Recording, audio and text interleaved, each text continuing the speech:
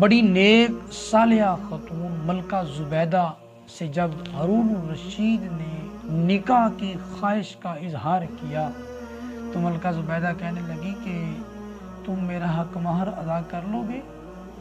تو ہارون الرشید کہنے لگا کہ میں بادشاہ ہوں، میں وقت کا بادشاہ ہوں، میں نہیں ادا کر پاؤں گا، میں ادا کر لوں گا، بتا کیا مانگتی ہے۔ اب نیک صالحہ خاتون تھی، آج کل کی کوئی یہ نہیں تھی کہ جانو مجھے آئی فون چاہیے یا مجھے فلاں چیز چاہیے یا فلاں چیز چاہیے۔ تو اس نے یہ کہا کہ بغداد سے لے کر میدان عرفات تک ایک نہر کھدوا دو جس سے حاجی پانی پیتے رہیں گے، بس یہی میرا حق مہر ہے۔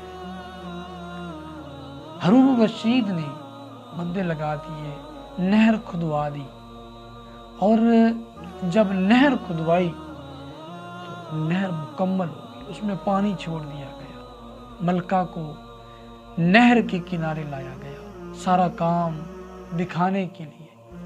ملکہ نے جب کام دیکھا تو اس کو حساب پیش کیا گیا کہ یہ حساب ہے۔ اس نے کاغذوں کو پکڑا اور اسی طرح پھاڑ کر اسی کے اندر پھینک دیا۔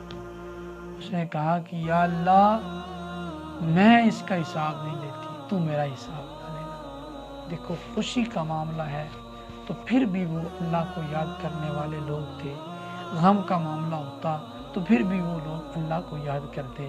آج ہم لوگ کچھ اپنے آپ کو چینج کر چکے ہیں، ہم نے اپنے خوشی کے معاملے میں تو اللہ کا نام بھی نہیں لینا، نماز بھی نہیں پڑھنی، اللہ کو یاد کرنا ہی نہیں ہے، لیکن جب ہماری غم کا موقع ہوگا پھر ہم تسبیح لے کر بیٹھ جائیں گے، اللہ کو یاد کریں گے۔ میں یہ کہتا ہوں کہ برا نہیں ہے، آپ غم میں بھی اللہ کو یاد کریں، لیکن خوشی بھی تو اللہ دیتا ہے نا، خوشی میں بھی اللہ کو یاد کریں۔